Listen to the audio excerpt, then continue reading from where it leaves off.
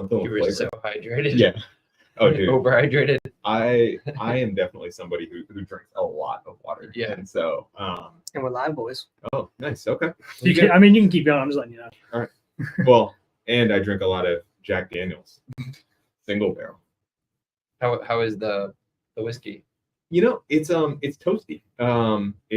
We were drinking some Jack at the office the other day, and Brooks was, kind of being like, I don't know, this is hot. We're gonna say being a little bitch. I was gonna say being a little bitch. I don't know. I kind of feel like the little bitch today. Like this is above my my threshold, I think. You guys might be drunk by the time you come to our happy hour. Yeah. Oh my lord. 60. 32 proof. Oh, that'll do it. That'll put some That's hair on why. your chest. That's why. All right. That explains it. I don't think I could drink it, even if I wasn't doing the sober run. Yeah, we tossed a little bit of that water in there and call it a day. Yeah. So if we leave here saying some we're brutally honest today, you know why? Yeah. We'll have to do the live check a couple of times just to make sure. I'll keep you guys on rails. Sober Appreciate Sally over here. Yeah. Um, Start with Tyler. Tyler hasn't been around in a while. What have you been up to? Everyone's probably wondering where's Tyler been. Yeah, we've been doing a lot of travel. We did a lot of late summer and early fall travel. We did like a leaf peeping trip up to northern Michigan. That's awesome. It's gorgeous up there, very hilly, and yeah, we've just been doing a lot of that. So I've been cutting out like Thursdays and Fridays most week. Next is probably the team's probably wondering what I'm doing. Otherwise, it's good. I had to come back because transaction volume for me at least has been going up. Yeah. What do you think's causing that? I don't know because it's not enough sample size to know. Yeah. But I feel like a lot of buyers are like seeing a window of opportunity. Yeah. The buyers that we work with that are like more, I want to say this will sound snooty, but like intelligent. And they know like, oh, there's not going to be a huge dip, like in terms of like the market crash. It's going to be like a small dip. And it's going to come in Q4 and Q1, and it's already here. Yeah. So like, people are getting really good concessions right now. Really? A lot of my buyers. That's interesting. Yeah. So we talked a couple weeks ago with Jared kind of about obviously interest rates have dropped here over the last couple of months. The expectation is that we'll probably see at least one more here before the end of the year. So we got his perspective. We're recording this on October 17th, so just an indication. We're live. Yeah, but we're live, but like Yeah, the people listen podcast. later. You're right. That we're recording this on October I'm 17th. drunk already. Or you can't even get already out. Already.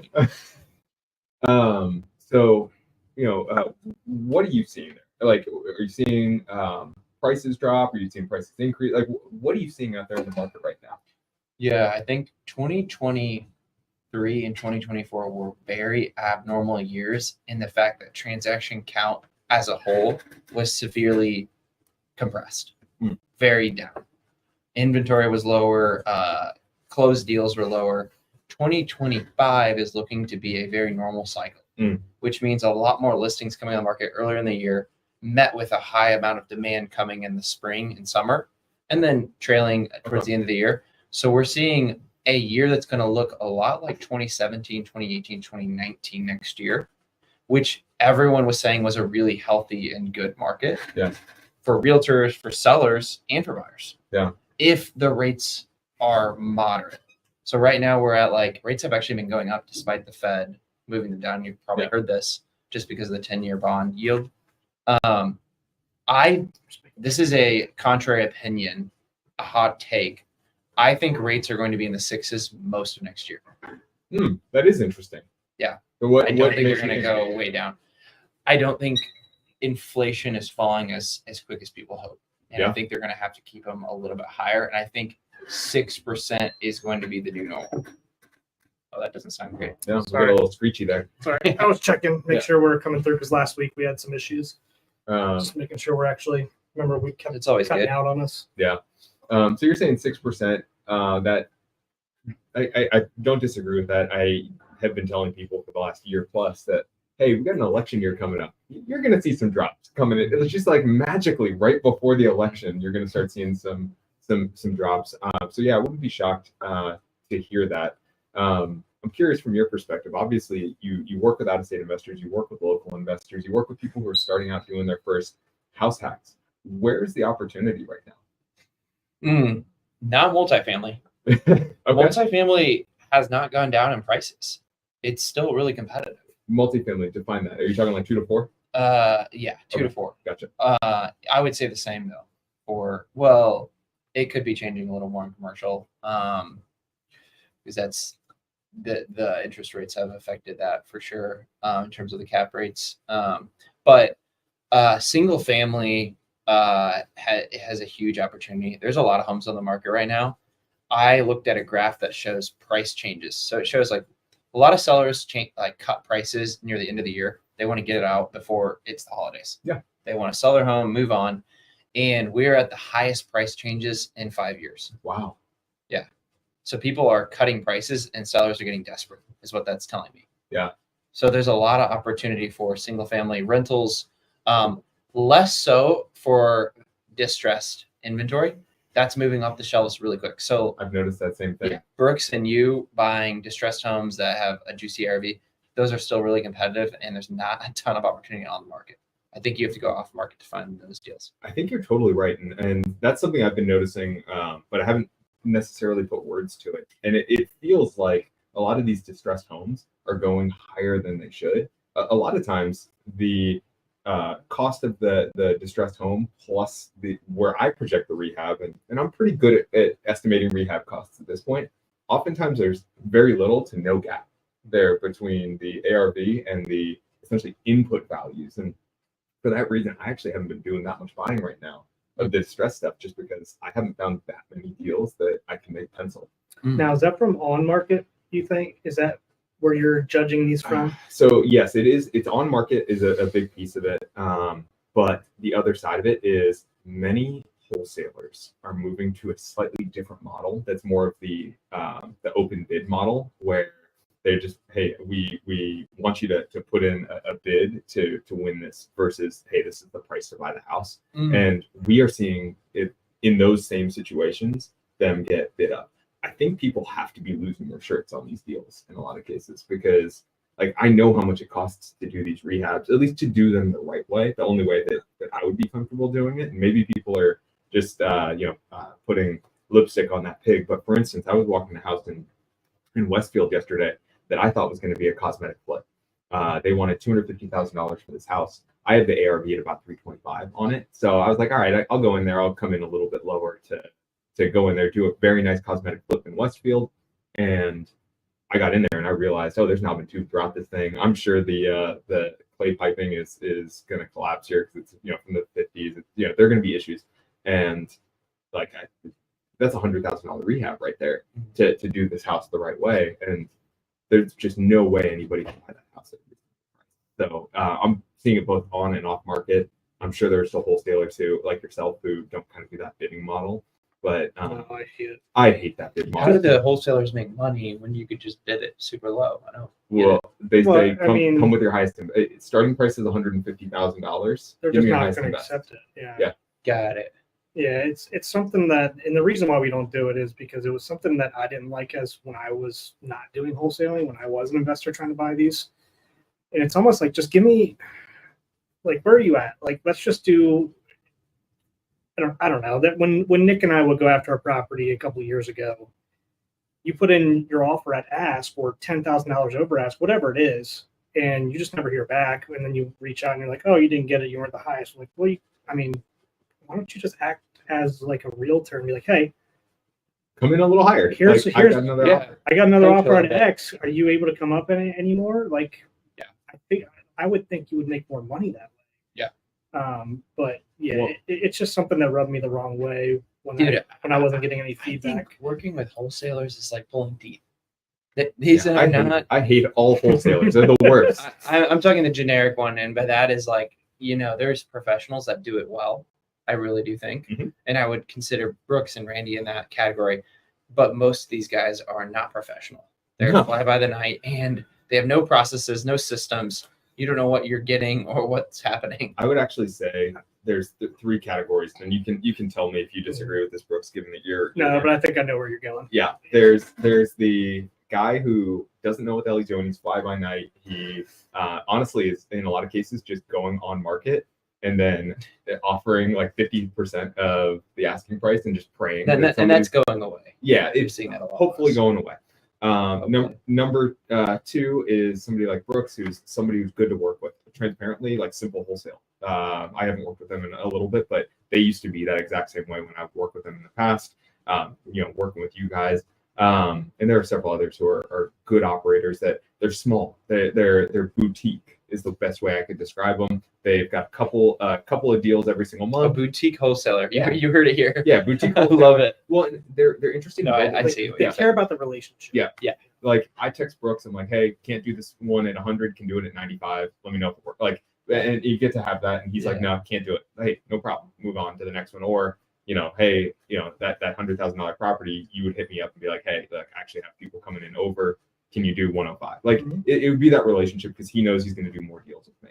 The third type are the big boys, and they do have a lot of process. They have a lot of staff, and they're really good at getting volume, and those are generally the ones that I'm seeing convert to this highest and best model because they're trying to optimize their revenue and their margin on a per transaction basis instead of on a per client basis, if that makes sense.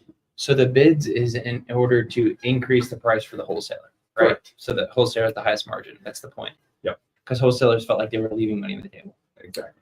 Yes, but like I just Oh, I said, agree with that. I just don't understand why they wouldn't come. I feel like they would make more money if they just came back and said what Nick just said. Like, hey, somebody bid at we put it out there at 105. Nick offered me 100. You came in and offered me 105. Why wouldn't you go back to Nick and say, hey, I got an offer at 105. Are you able to beat that, or should I go with it? Like it's easy as that. When he should, in a lot of these cases, prioritize somebody like me who's going to purchase 5, 10, 100 properties from him in the future versus some one-off person who's going to go and not understand what they're getting themselves into. Yeah, like if it was somebody like Nick over like, and this sucks because this is where like first-time investors, I don't want to say can get screwed, but can kind of get left behind or not given priority on a deal. Like I know what I'm getting with Nick. Even if you offer me $5,000 more as a first time than Nick does, yeah, like I'm not going to prioritize the $5,000 over like Nick's going to buy probably 10 more properties from me in the next couple months. So I know because it's a guaranteed deal, and I know it's easy to work with him. So I just know it's going to close in a week or two. Like I just know it's going to get done. It's not going to go through like, let me get my contractor out there, and then the contractor's going to go out, and then we have to renegotiate because the rehab came in higher than what they estimated, and blah blah blah blah blah. Right. Like and that sucks, but it's just an experience thing. All right. Two opposite sides here. I got both of you guys here. I think this is interesting. My opinion is that no first-time investor should work with a wholesaler. That is I say that to all first investors. Are you breaking things over there? Just keep spinning on me. I'm going to start calling you Tyler. So, like, what's your take on that, Brooks?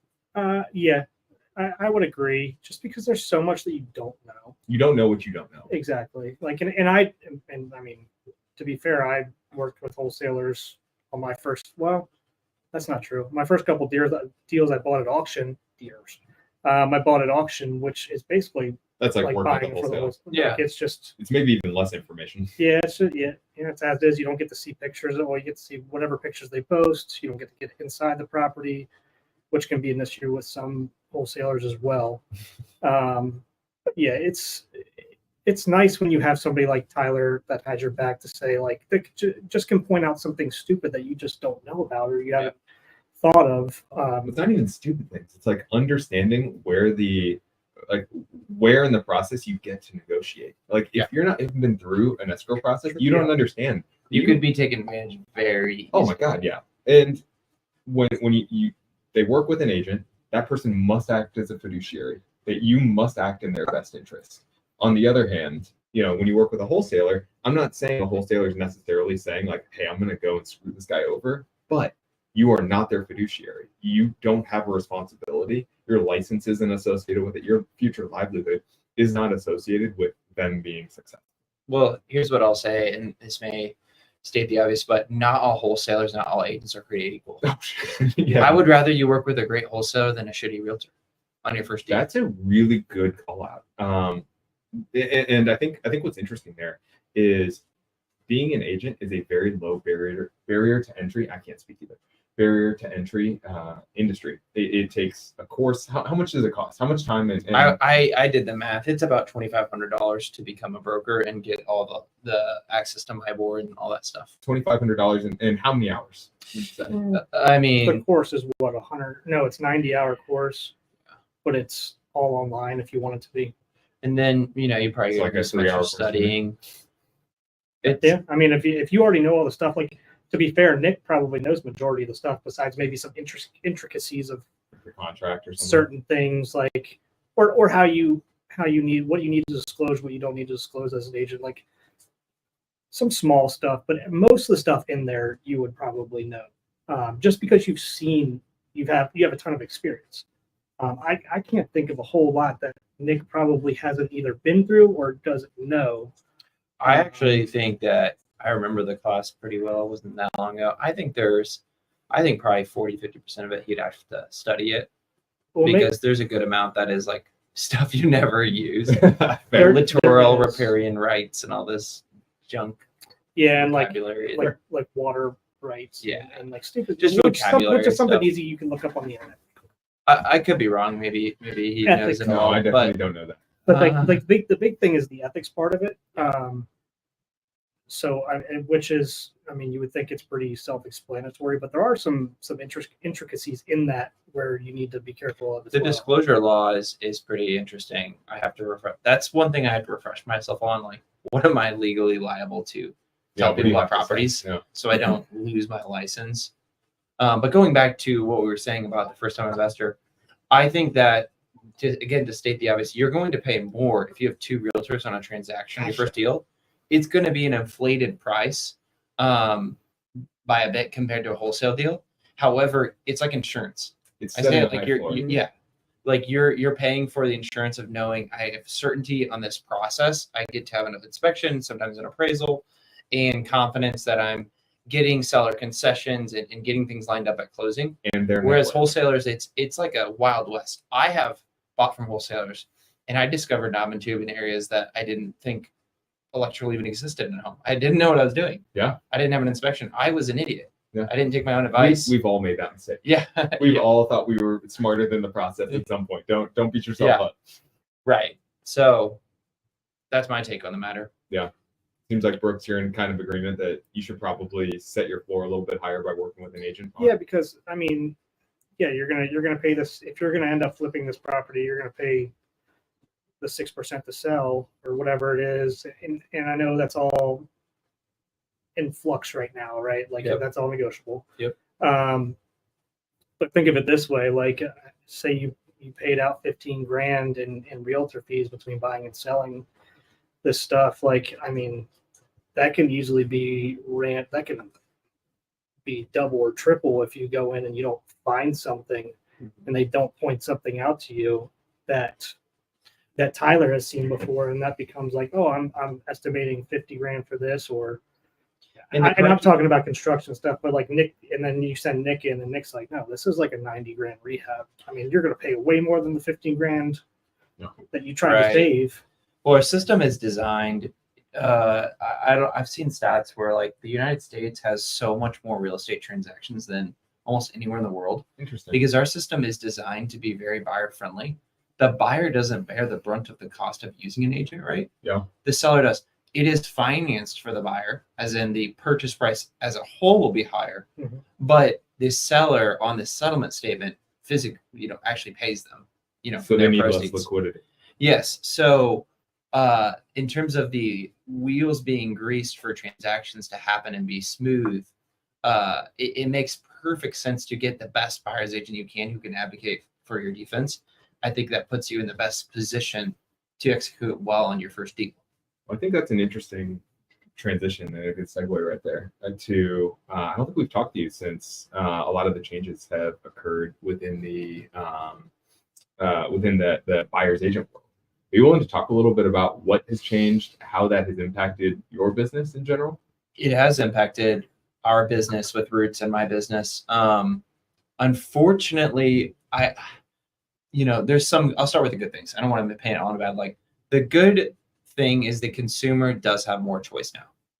Buyers have more choice over what their agent is paid, and buyers have the ultimate approval on what their agent is paid.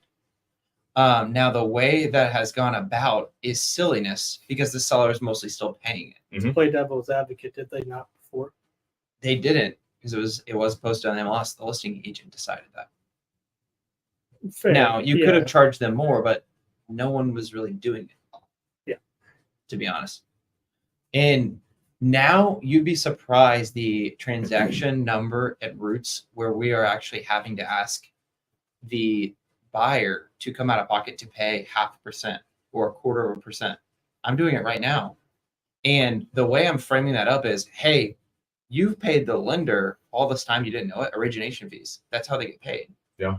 I now basically have an origination fee that the seller's not willing to pay my full commission, maybe because it was a competitive offer situation or the seller net was compressed and the seller wasn't getting what they needed. So the commissions they're throwing under the bus. They're like, buyer's agent, you need to be paid from your buyer. Well, then I'm having to negotiate like 2%, but I'm getting the buyer to bring 1% or 0.5% to the table. And when I break that down, which is admittedly a little uncomfortable, I hate having to say, you're going to pay extra because of me. It's never fun. However, at the end of the day, so does a contractor, so does a plumber. Everyone has to advocate for their value. Yeah. So I'm advocating for the value I bring in guiding that transaction. But I will say it's been on counter offers. The BAC is on 50% of the counter offers. Like they're either countering it back. They're countering reducing it. I'm coming in at 3% on every buyer's agent deal, blank slate. I don't deviate from that as a starting point. I'm not going to negotiate against myself, and my buyers never negotiate with me. Yeah, they never negotiate with me, and maybe it's because they don't even know they can. I'm not necessarily saying, hey, here's the time you can counter me, but they're just like, oh, that's how it works. Okay, I want to use you. You know what I mean? And I'm telling them I'm going to get the seller to pay this as much as possible. Yeah. In the event they won't, I say my minimum is 2.5. Yeah. I'm just laying it all out here for the listeners. I mean, I do think I'm a decently savvy agent that has thought through this well. So it probably helps people compare their experience with their agent. If they don't like how their agent has gone about it, they may gain some insight from this. But I just say my minimum is 2.5. So if the seller's not going to pay that, then you will have to come out of pocket. I hope you understand that. Yeah. And they do seem to understand it, you know? Yeah, but it was still negotiable back before all this happened. Not a ton changed. Like for example, I know you're saying like the listing agent will offer it up on the listing, like whether you're getting paid 2-3%, whatever it is. I mean, you could still before come in and say like, hey, I know it's this. We're $10,000 off. Can you come in and sacrifice some of your commission on this? Right. So it hasn't changed on that side, really. There's always been a negotiation that could be had. But the cooperative model doesn't exist. It used to be a gross commission split. Mm-hmm. That does not exist. I mean, it actually does exist, just nobody's using it anymore. So you have to have a buyer agency agreement showing what your commission is. The title company will ask for it. Mm-hmm. So you're right in that you could amend the contract to change the listing contract to change the buyer agency fee. It was very, very, very rare. Mm-hmm. It did happen. You're right on deals that were, I'll just put it like compressed, or things were challenging financially. It didn't happen that much because it felt a little bit more set in stone. Whereas now, buyer agency fees are not set in stone. They are in flux and depend on the deal and depend on the agent. It's negotiating power, frankly. Yeah, is what I'm seeing. It still is not that different, you know. I'll put it this way. I'll put it this way. I have a seller right now, or I'm on counteroffer number 7 on a deal. It's wild. That's a deal fun. in Noblesville. That's always fun. The main issue, and I hate it, is the BAC. That is what we're now got. We've gotten all. So everyone has their everyone's got it down. But I told them like, hey, I am gonna make 2.5% on this to get it through. I've already lowered it from 3. and the seller is like not wanting to pay it, and I haven't yet gone to the buyer and said, hey, you're going to pay this now, because I think the seller will pay it. They're just like, Well, isn't They're that part of charging the fee? their contract that they've signed No. with you already? that's what's changed. Oh, I thought They only have an agreement with the listing agent. I thought the buyer though has to have an agreement with you before everything starts. Correct. Right? So, But is it's that not changeable. Like Okay. basically the purchase agreement and the buyer's agency agreement can be different during the offer situation. You just have to amend it later. Mm-hmm. So I amend it when we're under contract to match whatever we agreed to. But again, I'm not usually dipping below. So the seller really wants to only pay 2% because he got his agent to agree to 2%. What she's told me was he knows tons of agents. He's super well networked. He could take his pick of the litter. And he asked me if I'd do it for 2, and he doesn't want to pay the buyer's agent more than me. I said, that's great for you, but my fee is not the same as your fee. Yeah. And I was like, so he needs to understand that, Also, you're bringing the buyer. You're bringing more value in that situation. Like listings, I don't think it's as hard to be a listing agent as it is to be a buyer's agent. it depends on the situation, but on average, you're correct. Yeah. Being a buyer's agent, I mean, dealing with the lending and the showings is way more. Yeah. The time is no comparison. However, a challenging listing to sell in a tougher market where it's not a hot market, you can put in some serious work. Most sellers are not used to what that market is. Yeah. But we've had markets in Indiana where 90 days was normal.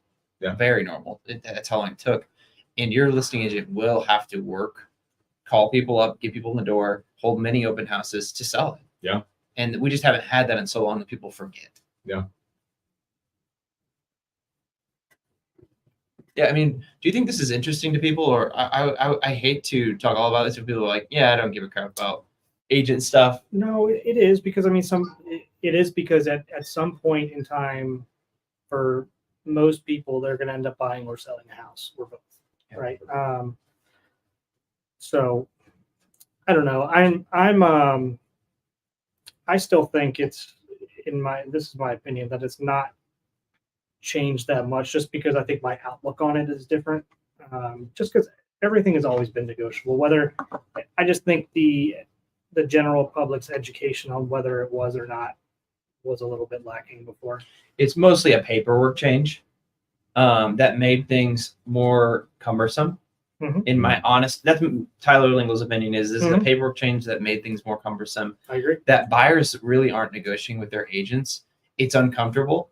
It's a new relationship that they don't even know. It's first-time buyers, especially. They don't know what's happening. They don't want to step into something and immediately start negotiating with their own agent. Yeah. Mhm. They want you to negotiate for them. Yeah. Frankly. That's why they're hiring you. Yeah. Yeah. So I kind of hate it. I do not like the change. I will be honest, except for the fact that now I have made 3% a lot of times when I would have made 2.5% because my buyer agreed to it and we brought the offer and we had the leverage. Well, So I mean, that's fantastic. I think the other side of it that isn't necessarily talked about, and I'm on the buyer side of this, so I kind of have a different perspective than you guys. yeah, I want your Yeah. perspective on it. One, Well, you're on the seller side as well. You're on the seller side. I'm on both sides.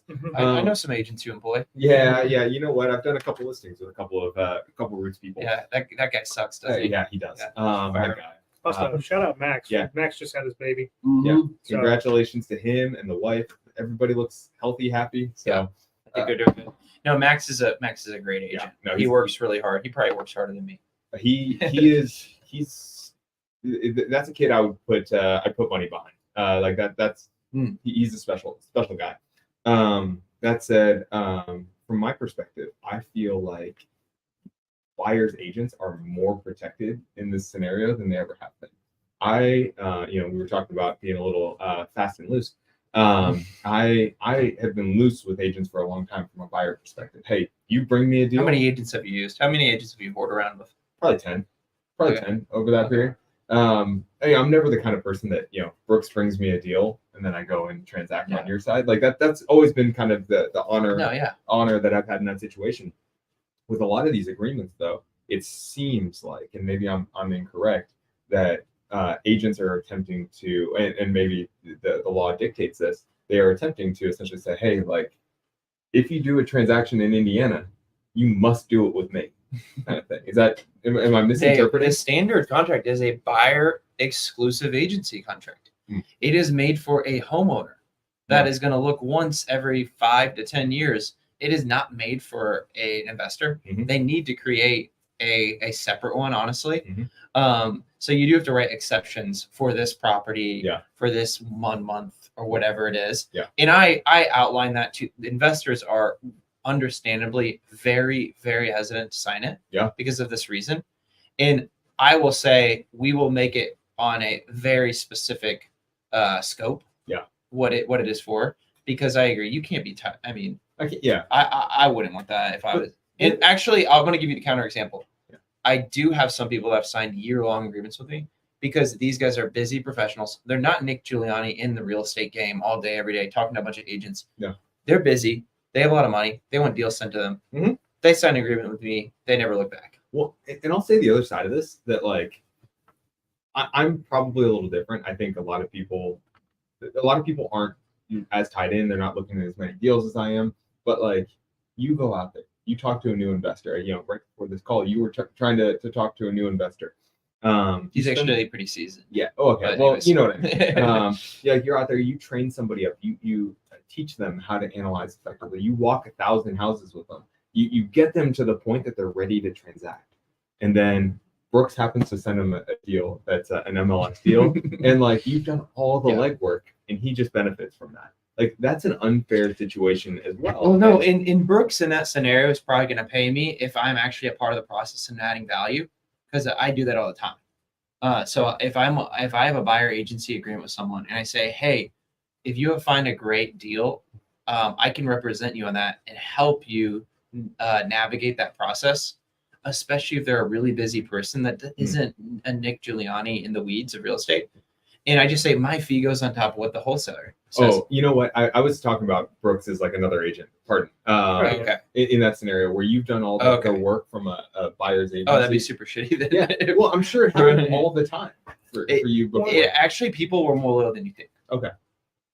But I mean, these agreements have always been there. It's I've never signed one before. Exactly. Well, yeah. It's kind of more like you kind of have to sign them now. But they've always been there, and to be fair, like if you're in those agreements, like it still can't happen. You can still come after that other agent, even before all this stuff happened. So I don't know. This is probably something that we go into at a deep with somebody with MIBOR or something like that. It's like, what really has really changed here besides making this paperwork more of a headache and really, I don't know. It's really just made things more of a headache. It has. Here's my recommendations to, I think, investors from the inside. My honest recommendation, if I was in their shoes, if I am super busy, I'm not hunting down deals myself. I want deals shipped to me on a silver platter, broken down. Here's the ARV. Here's what to know about it. Enter into a buyer exclusive agency with someone who's a Max Moore or Tyler Lingle who knows their shit. I think that's your best scenario.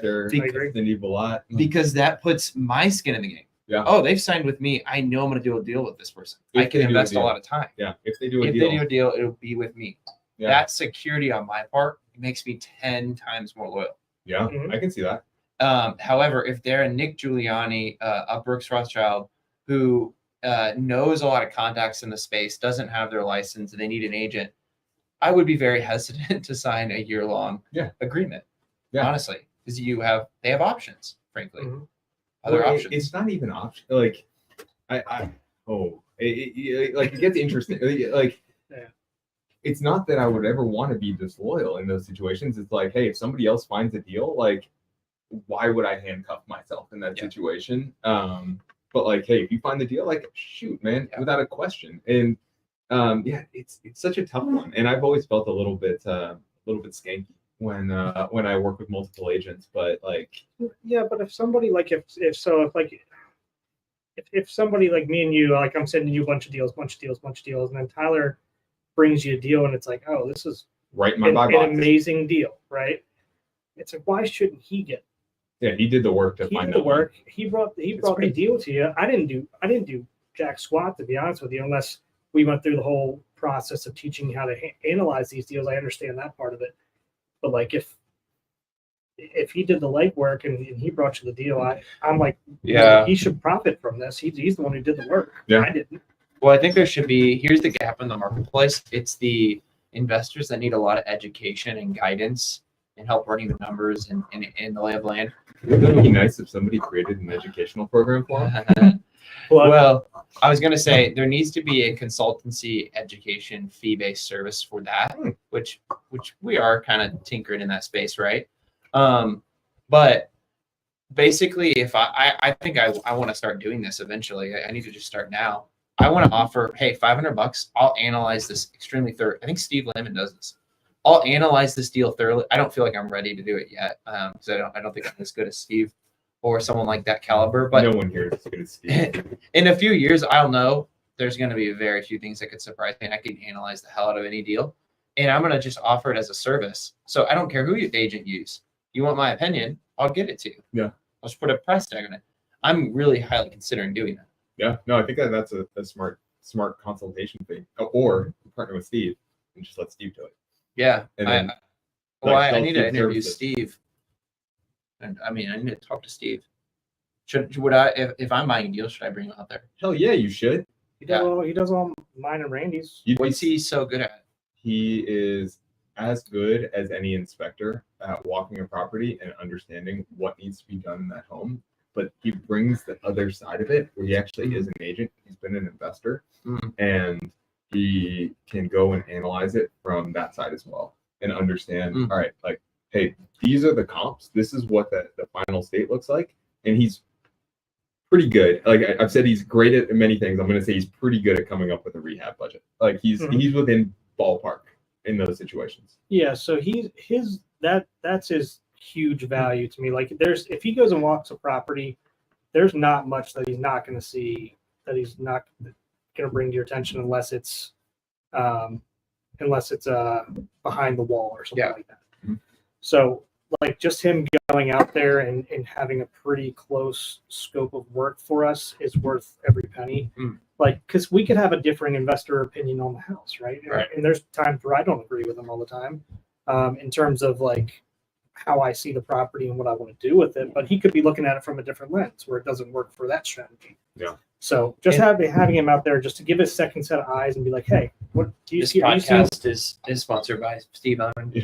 What does it cost to use my deal? You know what? I think he's got. Oh God, I'm gonna. That is so cheap. Yeah, no, that is the best Wow. deal in real estate. Everybody should be using Steve Lehman. But on that note, I happen to know that you've got a hard out right here in a few I do. minutes. So real quick before you take those headphones off, what is the best way for people to get in touch with Tyler and the rest of the Roots team? Yeah, rootsrealty.co. We'll send you to Max. We got to work on that landing page. All the calls go to him. But if you want to find me, just hit me up on Instagram, Tyler_Lingle, and you can find me. Beautiful. If you want to get in touch with the Off Leash team for construction services, offleashconstruction.com. And Brooks? Yep, brbysindy.com, or just go ahead to our BR Buys Indy Instagram page, shoot us a DM. That's probably the easiest way, and we can get you on whatever list, and just tell us your buy box. We'll try to send it your way. So Beautiful. cool. Thank you for joining. See you guys.